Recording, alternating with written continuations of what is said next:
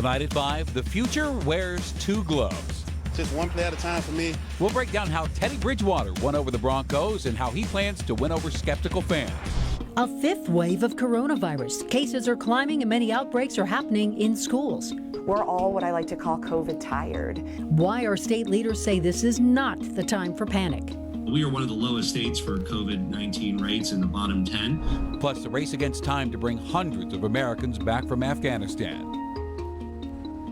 It has been almost 7 years since the city of Denver hosted a playoff football game. And tonight, the Broncos believe Teddy Bridgewater is the man to make it happen again.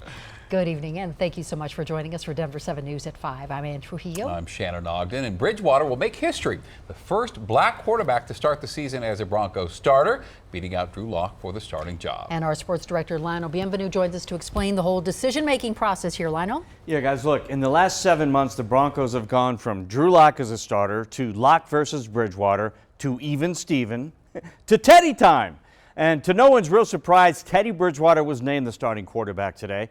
Here was Teddy at practice after getting the news from Vic Fangio this morning. I see a smile.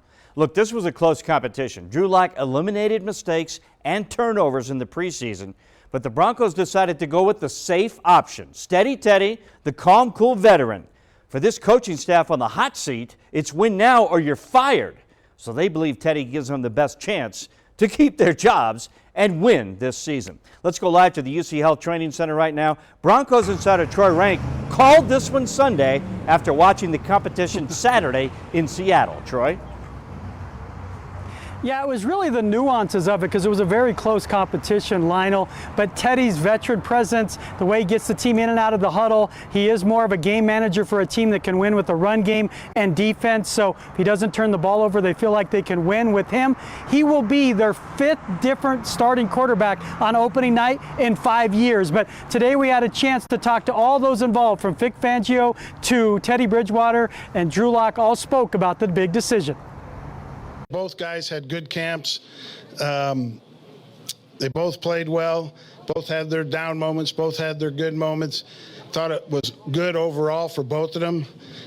We just made this decision. We think it's for the best for the team right now moving forward. But we have two good quarterbacks, two quarterbacks that we can win with. No, I'm just happy that I get an opportunity. Happy that, I get to just continue to lead, be the same guy that I am today, and the same guy that I was yesterday. It's an opportunity for us to just grow, continue to grow as a team, and I'm looking forward to that. Yeah, and Drew Lock just spoke, and he said no finger pointing. He's learned a lot from this competition, and mentally, he will stay ready. This will be Vic Fangio's 7th starting quarterback in 33 games. Hopefully, the quarterback carousel stops, and it gets the Broncos back to their winning ways. Lionel?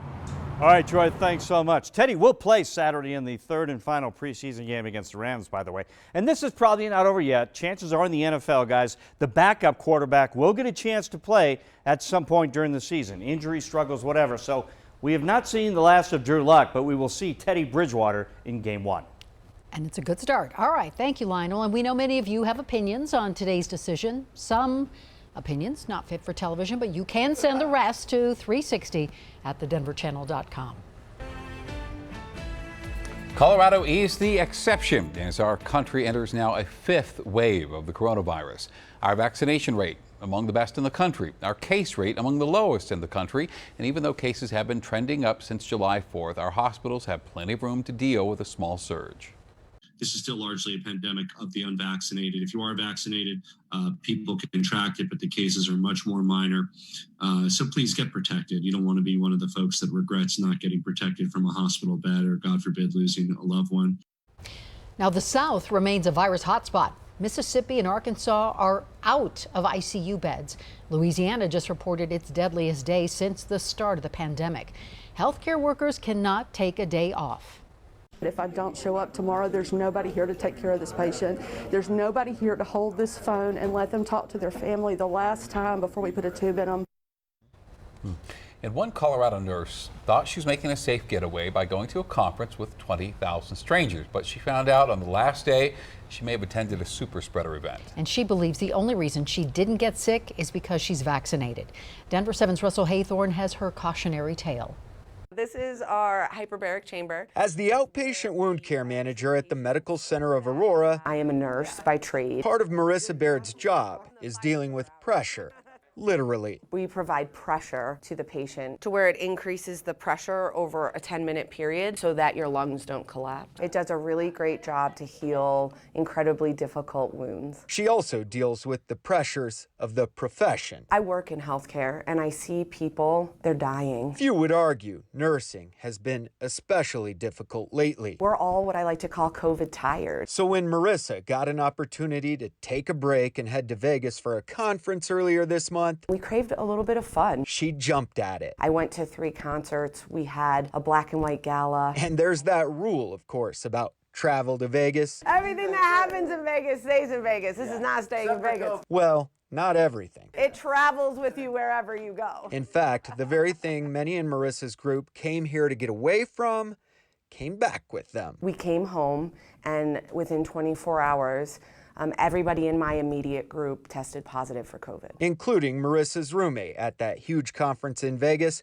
and about 20 of the 30 or so people she was in close contact with. We were wearing masks, but we were in an arena with 20,000 people. What's more is there's more about that group Marissa was with. The majority of them are unvaccinated. She feels fortunate she did not get sick, which she attributes to the vaccine. It helped my immunity prevent me from getting it in close quarters with other people. Marissa is sharing her story because if she wasn't a believer in the vaccine before, she certainly is now. People are getting sick still. I feel blessed to have been given the opportunity to have access to it very early.